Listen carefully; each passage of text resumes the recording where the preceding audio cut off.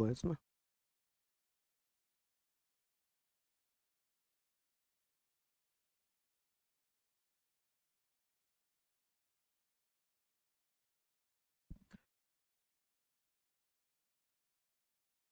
नमस्कार प्यारे साथियों, मैं अजीत स्वागत करता हूं आपके अपने प्यारे परिवार रोजगार विद अंकित पर। कैसे हैं आप सब लोग? आशा है बहुत अच्छे होंगे, स्वस्थ होंगे, लाजवाब होंगे। तो जल्दी से लाइव आ जाइए, जुड़ जाइए मेरे साथ। हम लोग बात कर रहे हैं यहाँ पर राज्य के नीति निदेशक सिद्धांतों की।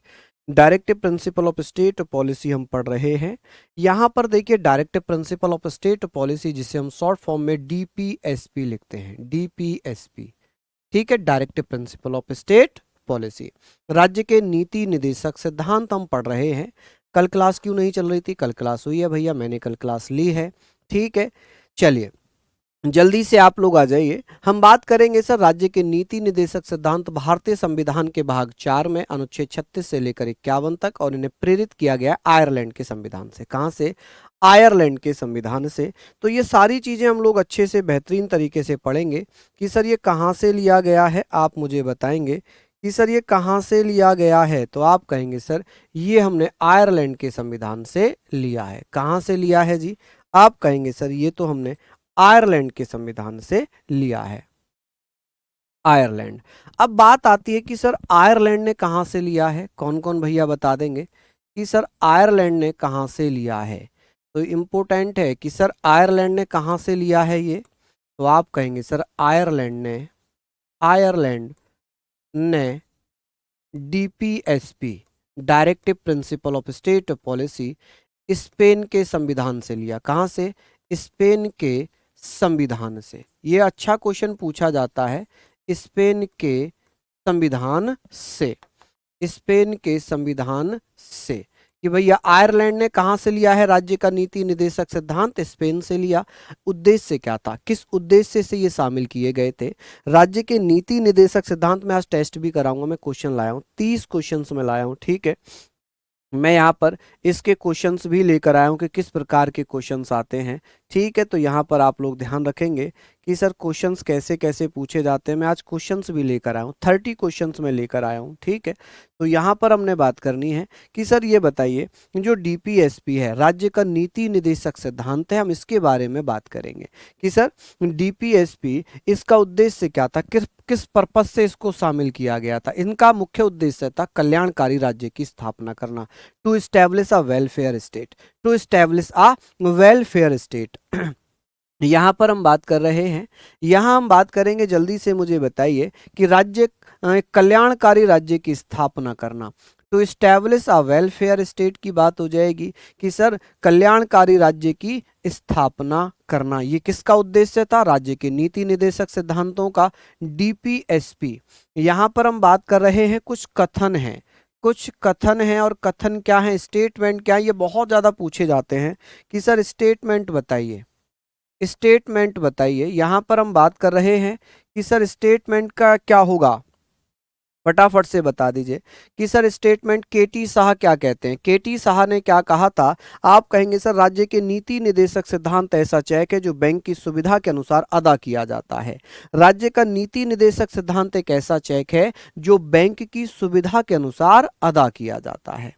समझ रहे हैं आप मेरी बात कि सर ये किसने कहा था कि राज्य के नीति निदेशक सिद्धांत एक ऐसा चेक है जिसे बैंक की सुविधा के अनुसार अदा किया जाएगा? ये कहा है केटी साह ने।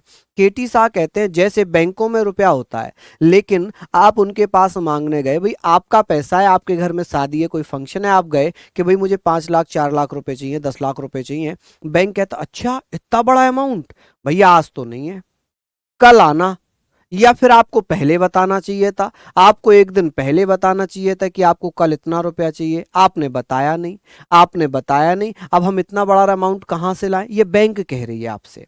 ग्रामीण बैंकों में भी, शहरी बैंकों में भी, सब में ये चलता है, सब में ये चलता है। तो वहां पर हम बात करते हैं कि सर जिस प्रकार बैंक बहानेबाजी करती है कि भाई कल आना, आपने कल क्यों नहीं बताया, इतना बड़ा अमाउंट तो नहीं मिलेगा, केवल 2 लाख रुपए आप ले जाओ, तो वैसे ही इसको राज्य के नीति निर्देशक सिद्धांतों को किसने कहा था कि एक ऐसा चेक है जो बैंक की सुविधा के अनुसार अदा किया जाता है?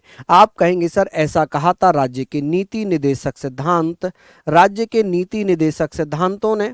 यहां पर हम बात करेंगे सर डीपीएसपी, राज्य के नीति निर्देशक सिद्धांत एक ऐसा चेक है जिसे बैंक की सुविधा के अनुसार अदा किया जाता है। किसके लिए? आप कहेंगे सर ये बहुत अच्छा क्वेश्चन है। केटी शाह कहते हैं कि DPSP is a DPSP directive principle of state policy is a cheque that pays at the bank convenience, कि बैंक अपनी सुविधा के अनुसार इन्हें अदा करती है। मेरे साथ रिवाइज करिए, राज्य के नीति निर्देशक सिद्धांतों को इंग्लिश में क्या कहते हैं? Directive principle of state policy, short form में डीपीएसपी लिखा जाता है। राज्य के नीति निर्देशक सिद्धांत कहां से लिए गए हैं? कहां से लिए गए हैं? तो आप मुझे बताएंगे कि सर कहां से लिए गए हैं? तो आप कहेंगे आयरलैंड से। और आयरलैंड ने कहां से लिए हैं? स्पेन से। कहां से? स्पेन से। राज्य के नीति निर्देशक सिद्धांत कौन से भाग में? भाग 4 में। अनुच्छेद कहां से कहां तक? 36 से लेकर 51 तक। इनका उद्देश्य क्या था? राज्य को कल्याणकारी बनाना, कल्याणकारी राज्य की स्थापना करना।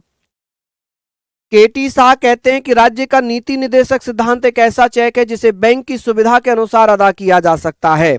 किसने कहा था कि यह ऐसा चेक है जिसे बैंक की सुविधा के अनुसार अदा किया जाता है? आप कहेंगे सर ये किसने कहा था? तो ये कहा था भैया केटी शाह ने। किसने कहा था जी? केटी शाह ने कहा था। ठीक है, लिख लिए यहां तक।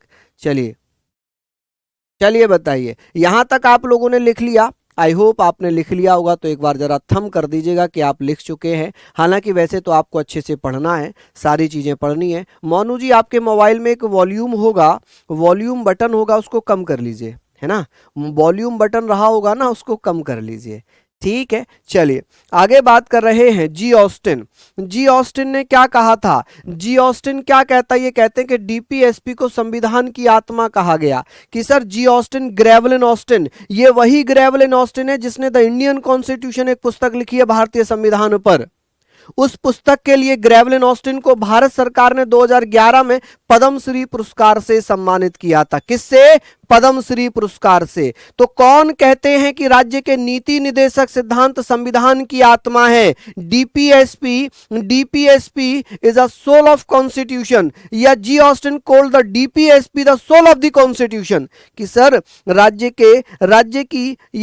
के नीति निर्देशक सिद्धांतों को संविधान की आत्मा किसने कहा था? जी ऑस्टिन ने कहा था। किसने? ग्रेवलिन ऑस्टिन ने कहा था। वहीं डॉक्टर वी आर अंबेडकर साहब क्या कहते हैं? अंबेडकर साहब कहते हैं कि डीपीएसपी को भारतीय संविधान की अनोखी विशेषता या नवीन विशेषता कहा। क्या कहा जी? नवीन विशेषता। आप कहेंगे सर नवीन विशेषता, नवीन विशेषता। यहां पर हम पढ़ेंगे कि सर डीपीएसपी को संविधान की अनोखी विशेषता कहा, डीपीएसपी को संविधान की अनोखी विशेषता किसने कहा? ये सारी बातें हमारी यहां पर हैं कि sir doctor Bhimrao Ambedkar DPSP called a unique feature of the Indian constitution. Unique feature कह लें, न्यू फीचर कह लें, ये किसने कहा था? आप कहेंगे सर अंबेडकर साहब ने। क्या कहा था अंबेडकर साहब ने? अंबेडकर साहब कहते हैं कि डीपीएसपी एक ऐसी विशेषता है, ऐसी नवीन विशेषता है, अनोखी विशेषता है। संविधान की अनोखी या नवीन विशेषता डीपीएसपी को किसने कहा था? आप कहेंगे अंबेडकर साहब ने। किसने? अंबेडकर साहब ने कहा था। केसी व्हीलर क्या कहता है?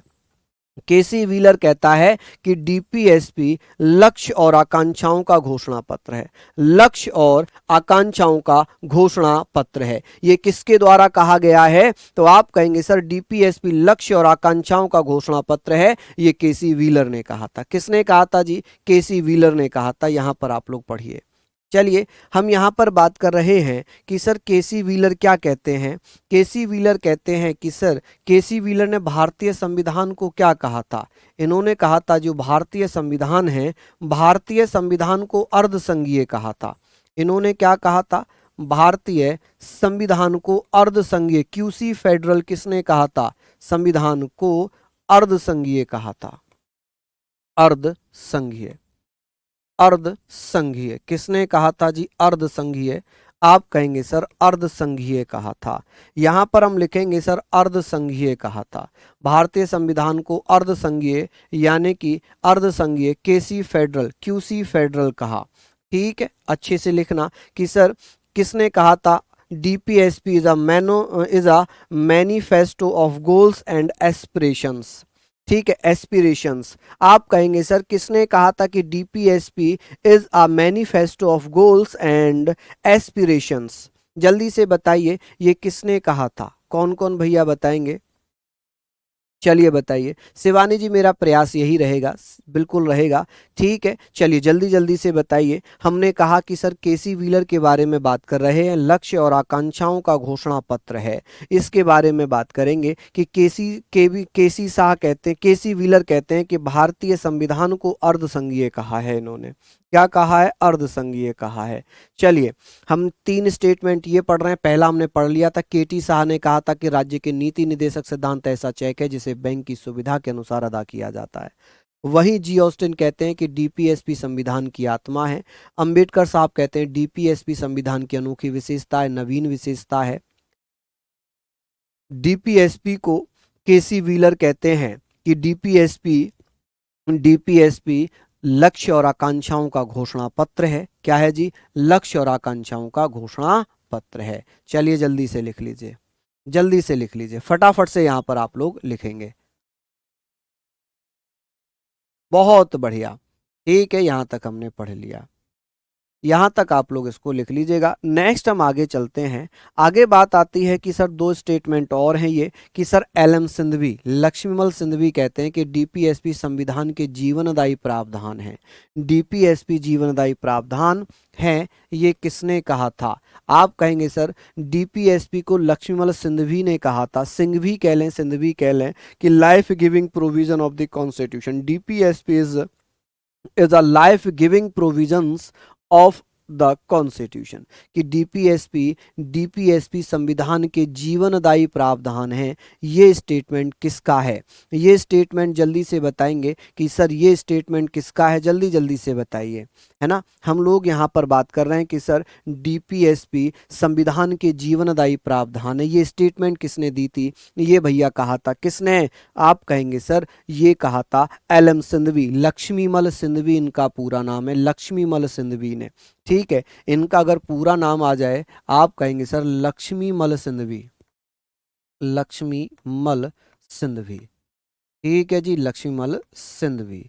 चलिए बहुत बढ़िया, लक्ष्मीमल सिंधवी हमने यहाँ पर बातें कर ली। आप कहेंगे sir life giving provisions of the constitution, ये हमने बहुत अच्छे से पढ़ ली। चलिए बहुत शानदार, लाजवाब। तो यहाँ हमने पढ़ा कि सर लक्ष्मीमल सिंधवी कहते हैं कि संविधान के जीवनदायी प्रावधान है डीपीएसपी। वहीं टीटी कृष्णमाचारी क्या कहते हैं, ये बहुत बार पूछा गया प्रश्न है। इन्होंने क्या कहा है कि डीपीएसपी भावनाओं का वास्तविक कूड़ादान है या सच्चा कूड़ादान है। क्या कहा है, वास्तविक कूड़ादान या सच्चा कूड़ादान कहा है। क्या कहा है, सच्चा कूड़ादान का। क्यों कहा था कूड़ादान, इसका क्या कारण था, इसका कारण क्या है कूड़ादान कहा। चलिए किसने कहा है, तो आप कहेंगे टीटी कृष्णमाचारी कहते हैं कि डीपीएसपी और रियल डस्टबिन ऑफ इमोशंस। ठीक है, क्योंकि इनको लागू नहीं कराया जा सकता, किसी भी न्यायालय द्वारा लागू नहीं कराया जा सकता। इनके उल्लंघन पर सजा की व्यवस्था भी नहीं है, इनके उल्लंघन पर सजा की व्यवस्था भी नहीं है। चलिए चलिए जल्दी से बताइए। हमने ये पढ़ा कि सर यहाँ पर हमने पढ़ा है भावनाओं का वास्तविक कूड़ादान या सच्चा कूड़ादान।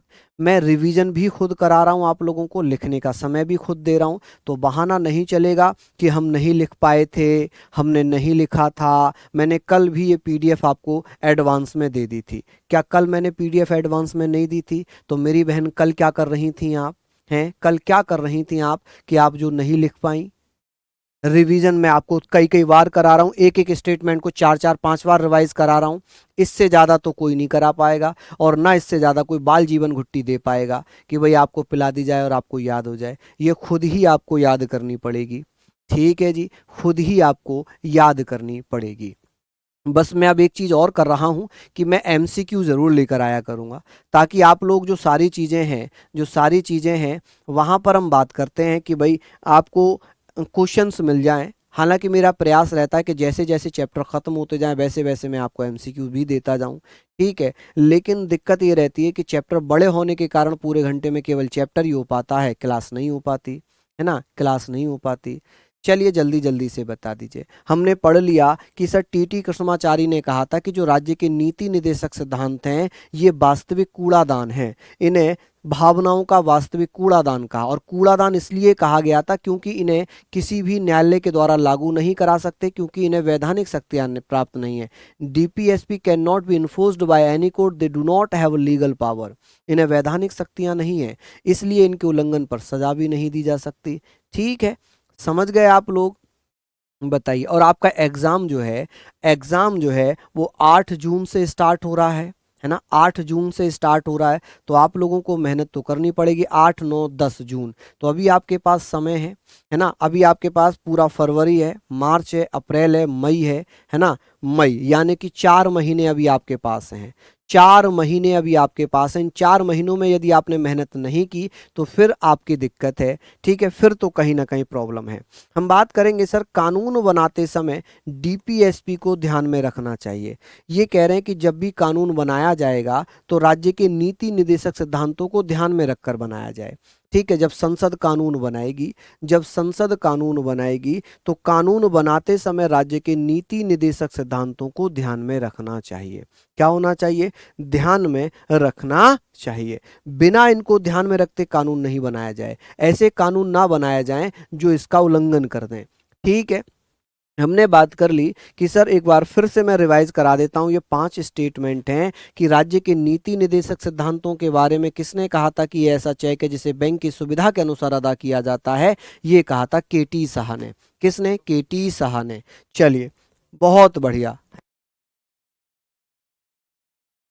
चलिए, जी ऑस्टिन ने कहा था कि डीपीएसपी संविधान की आत्मा है। क्या है? डीपीएसपी संविधान की आत्मा है। यहां पर हम बात करेंगे, भीमराव अंबेडकर ने कहा था कि डीपीएसपी संविधान की अनोखी विशेषता है या नवीन विशेषता है। केसी व्हीलर ने कहा था कि भारतीय संविधान को अर्धसंघीय किसने कहा था? अर्धसंघीय के बारे में हम बात कर रहे हैं। अब जल्दी जल्दी से बताइए। चलिए बताइए। हम बात करेंगे कि सर केसी व्हीलर के बारे में बात कर रहे हैं कि अर्धसंघीय किसने कहा था संविधान को? केसी व्हीलर ने। डीपीएसपी को संविधान का लक्ष्य और आकांक्षाओं का घोषणा पत्र किसने कहा था? तो केसी व्हीलर ने कहा था। वहीं एलएम सिंघवी ने कहा था कि डीपीएसपी संविधान के जीवनदायी प्रावधान है। टीटी कृष्णाचारी ने कहा था, कृष्णामचारी कह लें या कृष्णाचारी कह लें, इन्होंने कहा था कि यह भावनाओं का वास्तविक कूड़ादान है। क्या है जी? भावनाओं का कूड़ादान है, सच्चा कूड़ादान है। यहीं पर यह बात आई थी सर डीपीएसपी क्या होते हैं? डीपीएसपी ऐसे नियम कानून है जिसमें अलग अलग व्यवस्थाएं दी हुई हैं। राज्य के नीति निदेशक सिद्धांत हैं, कुछ ऐसे प्रिंसिपल्स हैं जिसमें कुछ अलग अलग बातें लिखी हुई हैं जो 36 से 51 तक हैं। अभी हम पढ़ेंगे कौन से डीपीएसपी में क्या लिखा है, कौन से आर्टिकल में क्या दिया हुआ है, कौन सा प्रिंसिपल क्या कहता है, किस आर्टिकल में दिया हुआ है। ठीक है, लिख लेंगे। अब बात आ गई कि सर डीपीएसपी को हम 3 वर्गों में बांट रहे हैं। कितने वर्गों में बांट रहे हैं? डीपीएसपी को हम 3 भागों में बांट रहे हैं। कि सर राज्य के नीति निदेशक सिद्धांतों को हमने कितने भागों में बांट लिया? 3 भागों में बांटा। कि सर डीपीएसपी को कितने भागों में बांटा गया? Directive principle of state policy, राज्य के नीति निदेशक सिद्धांतों को 3 भागों में हमने यहां पर बांट लिया। एक है भैया, एक यहां पर हम बात करेंगे सर कौन सा होगा? आप कहेंगे सर एक तो यहां पर कौन सा है, जल्दी से बताइए। जैसे कि समाजवादी सिद्धांत, सोशलिस्ट प्रिंसिपल्स कौन कौन से हैं? इनमें कुछ आर्टिकल कॉमन होंगे, इनमें कुछ आर्टिकल जो हैं कॉमन होंगे। चलिए, बहुत बढ़िया। हमने पढ़ा कि अनुच्छेद अनुच्छेद 38, अनुच्छेद 39, अनुच्छेद 39A, अनुच्छेद 41, अनुच्छेद 42, अनुच्छेद 43, 43A और 47, ये वो आर्टिकल्स हैं जो सोशलिस्ट प्रिंसिपल हैं। यानी कि 38, 39A, 41, 42, 43, 43A और 47। ये आर्टिकल समाजवादी हैं। जबकि गांधीवादी सिद्धांत कौन से हैं, गांधीयन प्रिंसिपल्स कौन से हैं, 40 है, 43 है। देखिए 43 यहाँ भी था, यहाँ भी था, 43 भी, 46, 47, 47 यहाँ भी था। ठीक है, जो कॉमन है मैं उनको लिख रहा हूं, जो कॉमन है मैं उनको लिख रहा हूं। ठीक है, 43 और 47 ये समाजवादी में भी हैं और गांधीवादी में भी हैं। वहीं उदारवादिकवादी जिन्हें लिबरल रिलेशन प्रिंसिपल्स कहते हैं, जैसे 44 है, 45 है, 48 है। देखिए 48 यहाँ भी था और 48 यहाँ भी है। ठीक है, 48 है, 49, 50 और 51। तो इनमें कुछ ऐसे आर्टिकल हैं जो कॉमन होंगे। ठीक है, जिन पे मैंने सर्कल लगाया हुआ है वो कॉमन है। समझ रहे हैं आप मेरी बात? चलिए मैं यहाँ पर थोड़े से अलग अलग सर्कल करता हूँ। जैसे ये आपका जो है 48 यहाँ भी है और यहाँ भी है। बाकी नीले में जो है वो ये दोनों, इसमें भी कॉमन है। चलिए मुझे बता दीजिए कोई दिक्कत वाली बात यहाँ तक, कोई दिक्कत वाली बात कौन सी है, किसी को है क्या? गुटखा खाने से मेडिकल में दिक्कत आएगी क्या? बिल्कुल आ सकती है जी, बिल्कुल आएगी। देखिए गुटखा खाने से एक तो आपका शरीर खराब है ना, एक शरीर खराब, और फिर एक तो मुंह का साइज भी खराब। मुंह चबाते चबाते मुंह ये छोटा हो जाता है। वो कहते हैं ना जब 2 उंगली या 3 उंगली देते हैं ऐसे करके, तो जब आप मुंह ही नहीं खोल पाएंगे तो फिर तो भैया दिक्कत हो ही जाएगी ना। डॉक्टर करते हैं ना ये, तो ये तो दिक्कत वाली बात है। अगर गुटखा खाएंगे तो भैया गुटखे से तो प्रॉब्लम होगी ही होगी, होगी ही होगी। हाँ बिल्कुल प्रॉब्लम होगी मेरे दोस्त।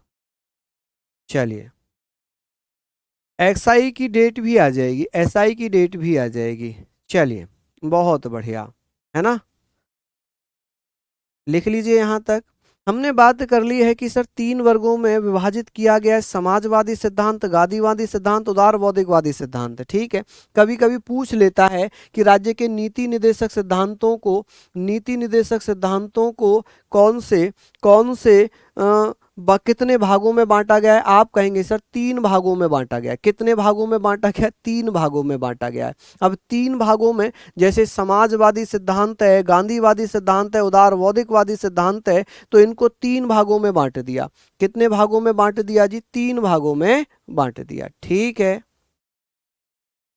दांत टूट गया है, कोई बात नहीं, लगवा लीजिए उसको, दांत को लगवा लीजिए, कहीं अच्छी जगह पर दांत को लगवा लीजिए, उससे कोई दिक्कत नहीं होती है। चलिए लिख लीजिए फटाफट से। चलिए आगे हम बात करें तो ये सारे पॉइंट लिखे या नहीं लिखे एक बार थंब कर दीजिए जल्दी से, लिख लिए होंगे। नेक्स्ट आती है जी, यहां पर हम बात करेंगे सर अनुच्छेद अनुच्छेद 36। अनुच्छेद 36 में क्या लिखा है? राज्य की परिभाषा। क्या लिखा है जी? राज्य की परिभाषा। अब बात करेंगे सर राज्य की परिभाषा, जैसे हमने पढ़ा था अनुच्छेद 12। अनुच्छेद 12 में हमने राज्य को परिभाषित किया था, हमारे देश को परिभाषित किया था कि भारत सरकार, राज्य सरकार, संसद, राज्य विधानमंडल, स्थानीय निकाय, अन्य निकाय, इन सब से मिलकर राज्य बनेगा, इन सब से मिलकर हमारा देश बनेगा। हमारे देश को ही यहाँ पर राज्य, स्टेट बोला गया है, नेशन को हम राष्ट्र बोलते हैं। तो यहाँ पर हमने पढ़ लिया कि अनुच्छेद 36 में राज्य की परिभाषा, और ये वही परिभाषा जो 12 में थी, जो 152 में है। 152, 36 और 12 ये एक ही है। अनुच्छेद आता है जी 37। अनुच्छेद 37 क्या कहता है? यह कहता है कि डीपीएसपी किसी भी न्यायालय के द्वारा लागू नहीं कर सकते, यह वाद्य योग्य नहीं है। DPSP cannot enforced by any court. DPSP cannot be enforced by any court. This is not debatable. ये वाद्य योग्य नहीं है, इन्हें वैधानिक शक्तियां प्राप्त नहीं है। They do not have legal power. कि भैया जब किसी भी न्यायालय के द्वारा इन्हें लागू नहीं करा सकते तो इनके उल्लंघन पर भी सजा नहीं दे सकते, इनके उल्लंघन पर भी सजा नहीं दे सकते। ठीक है, चलिए हमने पढ़ा कि सर डेफिनेशन ऑफ स्टेट, अनुच्छेद 36 कहता है राज्य की परिभाषा, राज्य की परिभाषा। अनुच्छेद 37 में क्या लिखा है? डीपीएसपी किसी भी न्यायालय के द्वारा लागू नहीं कराया जा सकता, क्योंकि इन्हें वैधानिक शक्तियां प्राप्त नहीं है। चलिए जल्दी जल्दी से भैया लिख लीजिए। मैंने आपको अभी तक जो बताया मैं एक बार फिर से मोटा मोटा रिवीजन करा देता हूं। राज्य के नीति निर्देशक सिद्धांत संविधान के किस भाग में? 4 में। कहां से कहां तक? 36 से 51 तक। किस देश से लिए गए हैं? आयरलैंड से। आयरलैंड ने कहां से लिया है? स्पेन से। उद्देश्य क्या है? कल्याणकारी राज्य बनाना। केटी शाह ने क्या कहा था डीपीएसपी को? तो इन्होंने कहा था कि एक ऐसा चेक है जिसे बैंक की सुविधा के अनुसार अदा किया जाता है। जी ऑस्टिन ने क्या कहा था डीपीएसपी को? संविधान की आत्मा। डीपीएसपी को अनोखी विशेषता, नवीन विशेषता किसने कहा था? अम्बेडकर साहब ने। एलएम सिंघवी ने क्या कहा था? एलएम सिंघवी ने क्या कहा था? लक्ष्मण सिंघवी ने क्या कहा था? कृष्णाचारी ने क्या कहा था? बताइए जल्दी से, है ना। ये सारे पॉइंट इंपोर्टेंट हैं भैया, ये सारे पॉइंट इंपोर्टेंट हैं। यहां तक आपने लिख लिया होगा, ठीक है, यहां तक आपने लिख लिया होगा। अब बात आती है अनुच्छेद 38। देखिए अनुच्छेद 38 क्या कहता है? अनुच्छेद 38 का मतलब है राज्य का कर्तव्य है कि वह लोगों के लिए सामाजिक, आर्थिक एवं राजनीतिक न्याय प्रत्येक व्यक्ति के लिए सुनिश्चित करे। हमने पढ़ा था कि सर राज्य का कर्तव्य, it is duty of state to ensure social, economic and political justice to all the people. कि भैया राज्य का कर्तव्य है कि वह सामाजिक, आर्थिक और राजनीतिक रूप से प्रत्येक व्यक्ति को न्याय सुनिश्चित करे। ठीक है, क्या इसके उल्लंघन पर सजा दी जाएगी? नहीं दी जाएगी। यहां पर ये राज्य का कर्तव्य है। It is the duty of the state to ensure social, economic and political justice to all the people. ठीक है, टू द पीपल कह लो कि सर राज्य का कर्तव्य है कि वह सभी को सामाजिक, आर्थिक, राजनीतिक न्याय उपलब्ध करवाए। इसीलिए अनुच्छेद 38 में कहा है कि राज्य को कल्याणकारी बनाने की बातें किसमें कही गई हैं? कल्याणकारी बनाने की बातें किसमें कही हैं? कि राज्य को कल्याणकारी बनाने की व्यवस्था 2 आर्टिकल में है। कल्याणकारी बनाने की व्यवस्था। और देखिए राज्य को कल्याणकारी कैसे बनाया जाएगा? अनुच्छेद 38 के अनुसार राज्य को कल्याणकारी अनुच्छेद 38 के तहत बनाया जाएगा सामाजिक और राजनीतिक न्याय, सामाजिक, आर्थिक और राजनीतिक न्याय देकर। वहीं अनुच्छेद 39 में भी क्या लिखा हुआ है? अनुच्छेद 39 में लिखा हुआ है सामाजिक एवं आर्थिक कल्याण को बढ़ावा देना। सामाजिक और आर्थिक कल्याण को बढ़ावा देना।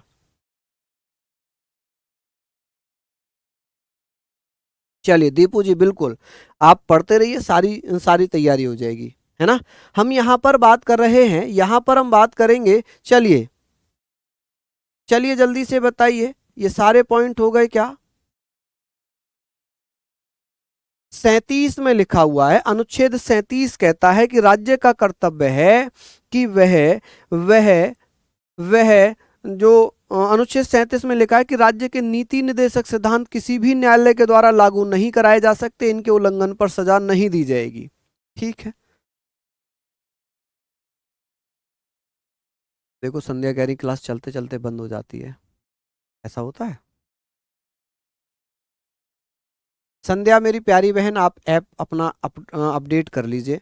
चलिए हमने लिख लिया यहाँ तक कि सर समाज, इसमें हम 2 आर्टिकल पढ़ेंगे। एक आर्टिकल पढ़ेंगे 39 ए, एक 39 डी, ठीक है, एक 39 एफ भी है, ठीक है, लेकिन हम इसमें 2 पढ़ेंगे कि सर समाज को कैसे कल्याणकारी आर्थिक रूप से और सामाजिक रूप से किया जाएगा। इसमें भी कल्याणकारी राज्य बनाने की बात की गई है, इसमें भी कल्याणकारी बनाने की बात की गई है कि सर राज्य को कल्याणकारी कैसे बनाया जाएगा। अनुच्छेद 39 में इन्होंने कहा सामाजिक और आर्थिक कल्याण को बढ़ावा देना।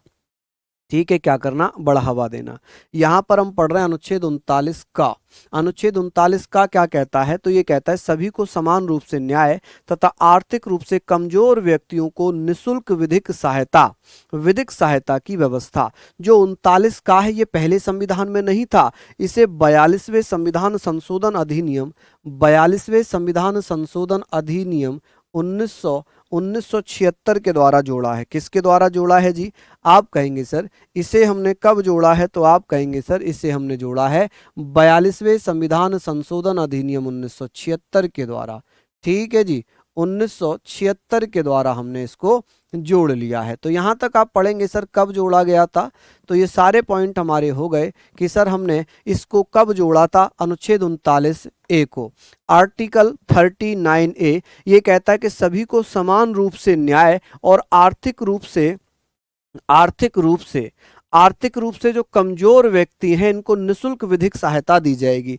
आपने देखा होगा, आपने ये पढ़ा होगा कि भैया यहां पर हमने पढ़ा है कि कमजोर व्यक्तियों को, अब आप मुझसे ही मेडिकल करवा रहे हो, कि भैया दांत में कैप लगा है, पैरों में गैप है। मैं कोई डॉक्टर थोड़ी, ये तो चीजें डॉक्टर बताएंगे, ये डॉक्टर बताएंगे। मैं ये कह सकता हूं कि पॉलिटी में ये चीजें आती हैं, इनको पढ़ लिया करो, इनको पढ़ लो भाई। ये बातें डॉक्टर लोग बताएंगे। जब प्री मेडिकल होगा आपका एग्जाम के बाद, आप आ जाना, आपका प्री मेडिकल हो जाएगा, उसमें डॉक्टर बताएंगे ये कमियां नहीं है। मैं कैसे बता सकता हूं कि भाई इसमें ये चीज होगी, उसमें वो चीज होगी? मुझे मुझे डॉक्टरी के बारे में थोड़ी पता है, मुझे तो ये पता है कि पॉलिटी से ये क्वेश्चन आते हैं, मैं वही तो बता पाऊंगा। अब आप पढ़ने के बजाय आप डॉक्टरी की बारी बात कर रहे हैं, मेरी उंगली में ये फ्रैक्चर है या मेरे उसमें ये चीजें हैं। डॉक्टर ही तो बताएगा, मैं कैसे बता सकता हूं कुछ भी? हैं, बताओ, मैं कैसे बता सकता हूं कुछ भी? शैतान है आप लोग बहुत, शैतान है आप लोग बहुत। चलिए, हमने यहां पर बात कर ली, हमने यहां पर बात कर ली। अब आप मुझे बताइए कि अनुच्छेद 39 का क्या कहता है। आर्टिकल 39A में लिखा है कि सभी को समान रूप से न्याय, कि चाहे अमीर है, गरीब है, ऊंचा है, सामान्य है, दलित है, कोई भी XYZ, उन्हें सबको समान न्याय मिलेगा। लेकिन जो आर्थिक रूप से कमजोर हैं, जो इकोनॉमिकली वीक हैं, उन्हें उन्हें क्या दिया जाएगा भैया? उन्हें कोर्ट से उन्हें वकील दिलवा दिया जाएगा। जैसे आपने देखा होगा, कोई भी कहता है कि साहब मेरे पास तो पैसा नहीं है, मेरे पास पैसा नहीं है, मैं कहाँ से वकील करूंगा, मैं तो बहुत गरीब हूं जी। तो वहां पर जज साहब आपसे कहेंगे ठीक है, हम आपको सरकारी वकील देते हैं। आपको वकील को पैसा देने की आवश्यकता नहीं है, आपको एक सरकारी वकील दिया जाता है जो आपका केस लड़ेगा। ठीक है, चलिए, ये हमने पढ़ लिया कि सर जो 39D है ये क्या कहता है। 39D क्या कहता है, जल्दी से बताइए कि सर 39D कब जोड़ा गया था? 39D कब जोड़ा गया था? कौन कौन भैया बताएंगे कि सर 39D कब जोड़ा गया था? फटाफट से बता दीजिए। चलिए, बहुत बढ़िया है यहाँ पर कि 39D कब जोड़ा गया था, कौन भैया बताएंगे? है जी, चलिए, हमने पढ़ा कि 39D भी 42वें संविधान संशोधन अधिनियम 1976 के द्वारा जोड़ा गया था। इसमें यह कहा गया था यदि किसी काम को स्त्री और पुरुष समान काम करते हैं, एक बराबर करते हैं, एक बराबर समय में करते हैं, तो उन्हें बराबर वेतन मिलना चाहिए। यानी कि equal work for equal pay, equal pay for equal work. आप कहेंगे सर स्त्री एवं पुरुषों को समान कार्य के लिए समान वेतन दिया जाए, ऐसा ऐसा राज्य का नीति निदेशक सिद्धांत किसमें कहा गया है? आप कहेंगे सर ऐसा किसमें लिखा है? तो अनुच्छेद 39D में, 39 घ में। ठीक है, अनुच्छेद 39 घ में हमने पढ़ लिया कि 39 घ क्या कहता है। स्त्री और पुरुषों को समान कार्य के लिए समान वेतन की व्यवस्था है। Provision for equal pay for equal work for man and women, कि चाहे भैया वो पुरुष हो चाहे वो महिला हो, सभी को समान कार्य के लिए समान वेतन दिया जाएगा। क्या किया जाएगा जी? समान वेतन दिया जाएगा। चलिए लिख लीजिए।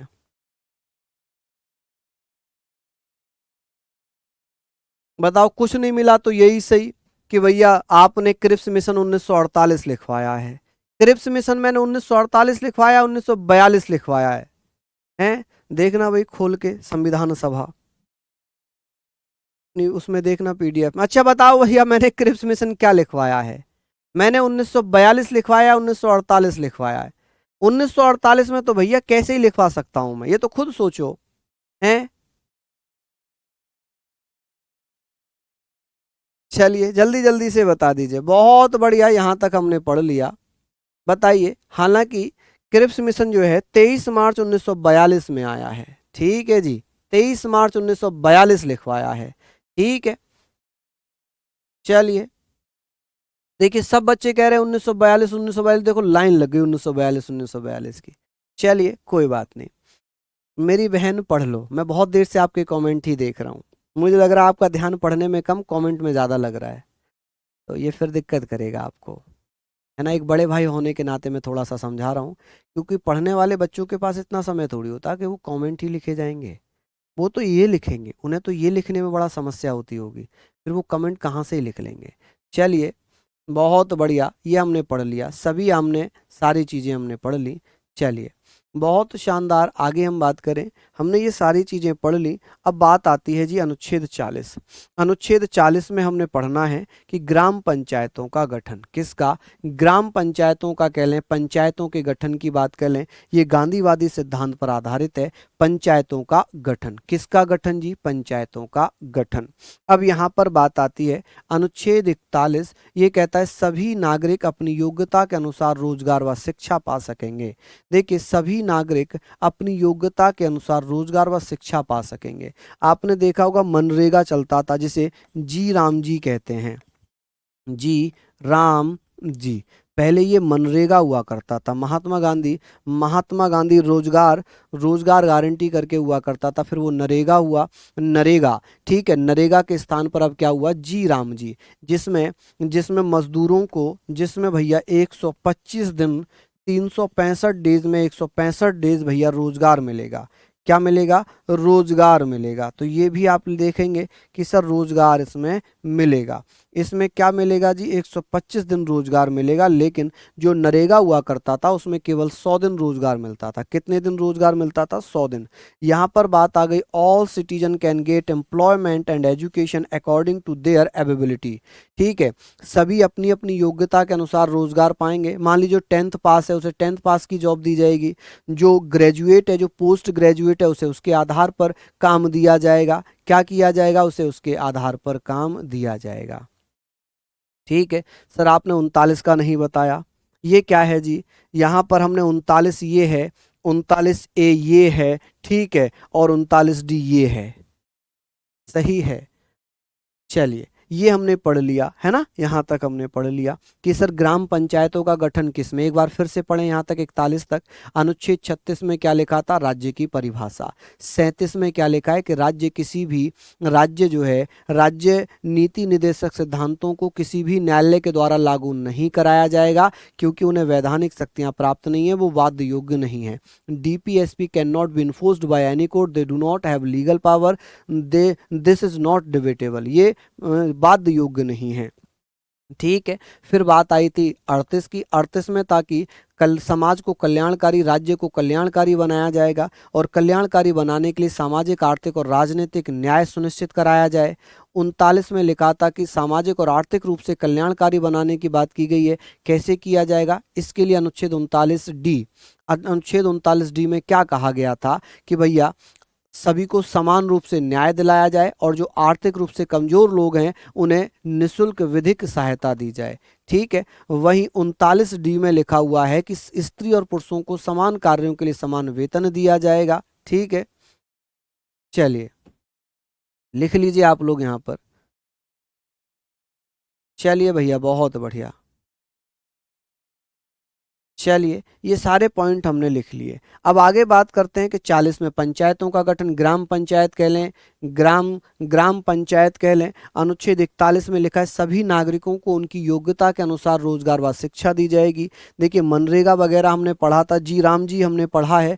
ठीक है, नेक्स्ट हम बात कर रहे हैं यहाँ पर, आगे बात आती है अनुच्छेद 42। अनुच्छेद 42 कहता है कि सभी मनुष्य ऐसी स्थिति में काम करेंगे जो काम करने योग्य हो, कार्य करने की न्याय संगत एवं मानवीय दशाएं हो, प्रसूति सहायता, महिलाओं को, स्त्रियों को जो गर्भवती हैं उन्हें प्रसूति सहायता मिल पाए। तो हम कहेंगे सर काम करने की न्याय संगत एवं मानवीय दशाएं, ऐसी स्थितियां जहां पर मनुष्य बैठकर काम करे। जहां आप लोग पढ़ रहे हैं लाइब्रेरी में या घर पर, वहां बहुत भयंकर गर्मी लग रही होती या बहुत ज़्यादा बदबू आ रही होती, साफ सफाई ना होती, आप पढ़ पाते? नहीं पढ़ पाते। आप मान लो वहां बैठकर काम कर रहे होते, काम कर पाते? नहीं कर पाते, क्योंकि ऐसी स्थितियां होनी चाहिए जहां पर मनुष्य बैठकर काम कर पाए।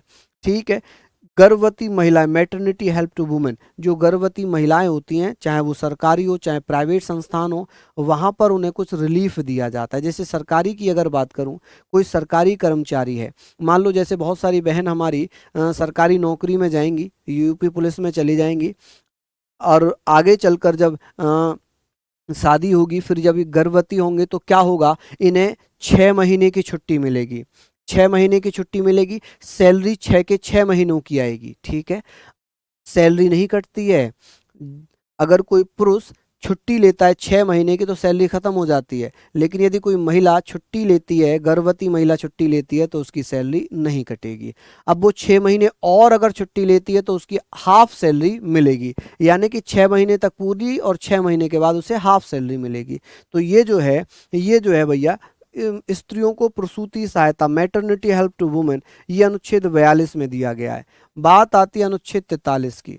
अनुच्छेद 43 क्या कहता है कि सभी मजदूरों को जीवन निर्वाह के लिए उचित मजदूरी मिल सके। ठीक है, all labour get fair wages for living, कि जो भी मजदूर चाहे वो औद्योगिक कामों में लगे हों, चाहे वो कृषि के कामों में लगे हों, ठीक है, all labours engaged in agriculture and industrial, चाहे वो एग्रीकल्चर का हो, चाहे वो कृषि का काम हो, चाहे वो औद्योगिक काम हो, किसी भी मजदूर को उसके कार्यों के लिए उचित मजदूरी मिले, जिससे उसका जीवन यापन अच्छे से हो पाए, जिससे उसका जीवन यापन अच्छे से हो पाए। खत्म है जी। चलिए, बहुत बढ़िया, शानदार। तो हम लोग यहाँ पर बात कर रहे हैं, हम लोग सर यकीन वैसे पॉलिटी कंप्लीट कर रखी है, अच्छी बात है, बहुत अच्छी बात है। ठीक है, हमने यहाँ पर बात कर ली, ये सारे पॉइंट हम लोगों ने पढ़ लिए कि सर सभी मजदूरों को जीवन निर्वाह के लिए उचित मजदूरी किसमें दी गई है, 43 में।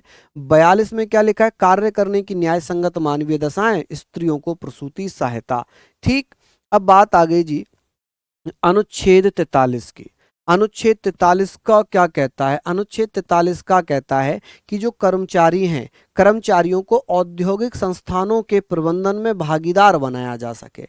Employ can be made partners in the management of industrial, यानी कि किसी भी फैक्ट्री में, किसी भी कंपनी में जो लेबर यूनियन होते हैं, उनके प्रेसिडेंट कंपनी के जो कर्मचारी होते हैं उनके साथ बैठकर जो मैनेजमेंट बनाते हैं, जो रूल रेगुलेशन बनाते हैं, वहां पर मजदूरों की बातें रखते हैं। ठीक है, हर फैक्ट्री में हर जगह एक लेबर यूनियन होती है। ठीक है, ताकि वो अपने अपने बातों को कंपनी के जो डायरेक्टर्स हैं, जो मैनेजमेंट के लोग हैं, उन तक पहुंचा सके।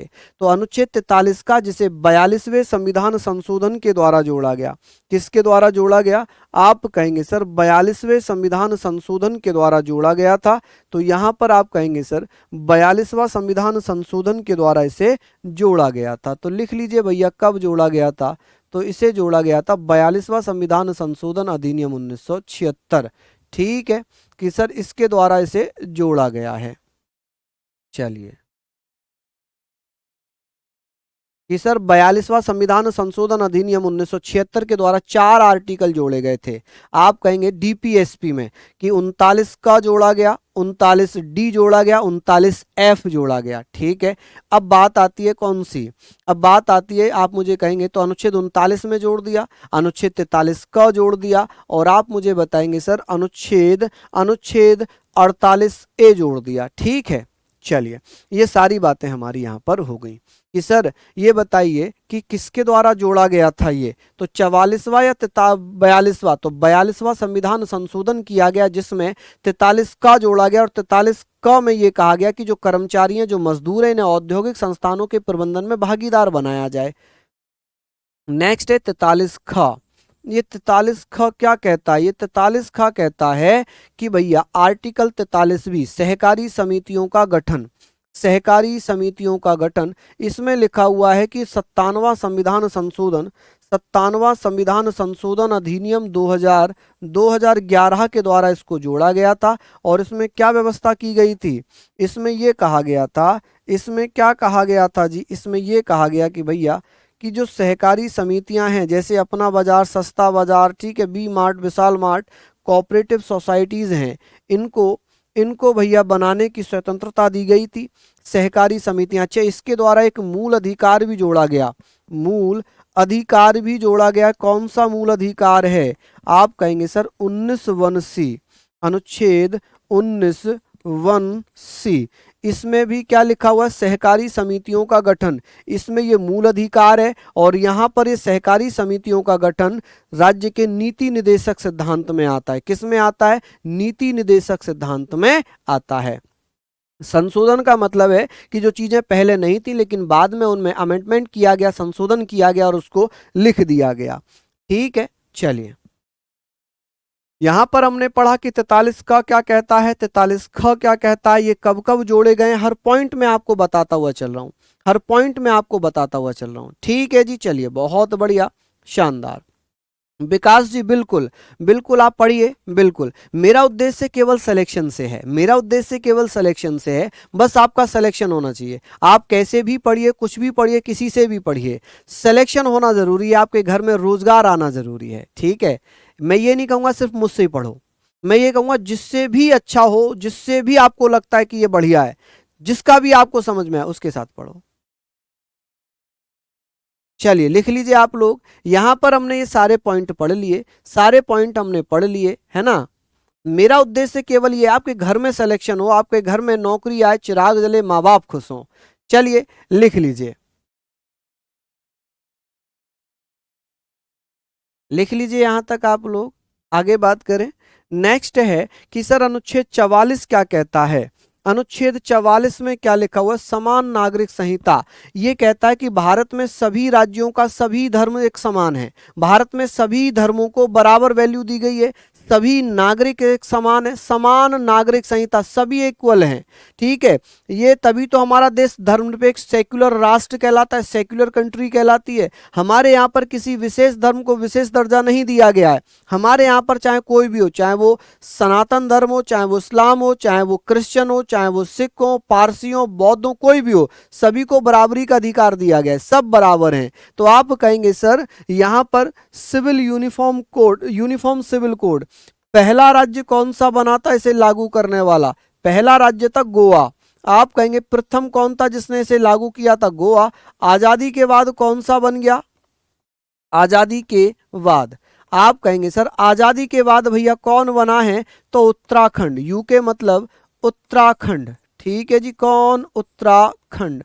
चलिए अब बात आती है सर अनुच्छेद 45 क्या कहता है। 45 में लिखा है कि जो 6 वर्ष से कम आयु के बच्चे हैं उनकी प्रारंभिक बाल्यावस्था की देखरेख और प्रारंभिक शिक्षा। ठीक है, चलिए बहुत बढ़िया, चलिए सिंपल है। हम बात कर रहे हैं कि सर 6 वर्ष से कम आयु के बच्चों के लिए प्रारंभिक बाल्यावस्था, देख रेख और शिक्षा का अधिकार, right to early childhood care and education for children below the age of 6 year, age of 6 year. चलिए हमने पढ़ लिया right to early childhood care and education for children below the age of 6 year, कि भैया अनुच्छेद 45 जो है वो 6 वर्ष से कम आयु के बच्चों की देखरेख, बच्चों की शिक्षा। ठीक है, जैसे आंगनवाड़ी केंद्रों में होता है ना, शिक्षा के लिए जाते हैं गांव में, आंगनवाड़ी केंद्र होते हैं। ठीक है, तो वहां पर 6 साल से कम उम्र के बच्चों को पढ़ाया जाता है। चलिए आगे बात कर लें, आगे चीजों पर चर्चा कर लें। यहां पर क्लास रुक रही है क्या?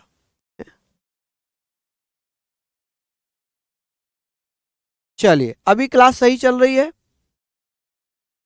अभी क्लास ठीक चल रही है। यहां पर आता है जी अनुच्छेद 47। अनुच्छेद 46 क्या कहता है कि सर जो अनुसूचित जाति, अनुसूचित जनजाति, SC ST के आर्थिक एवं शैक्षणिक विकास का प्रावधान, कि सर अनुसूचित जाति, अनुसूचित जनजाति को शिक्षा के प्रावधान राज्य के द्वारा किए जाएंगे, ऐसी व्यवस्था संविधान के किस अनुच्छेद में, अनुच्छेद 46 में, 46 में, किसमें, अनुच्छेद 46 में। ठीक है जी, अनुच्छेद 46। आप कहेंगे 44 कहता है कि समान नागरिक संहिता, सभी का बराबर धर्म है। ठीक है, सभी बराबर, सभी धर्मों को बराबर माना गया है। 45 कहता है कि जो 6 साल से कम आयु के बच्चे हैं उनके लिए प्रारंभिक बाल्यावस्था की देखरेख और शिक्षा का अधिकार।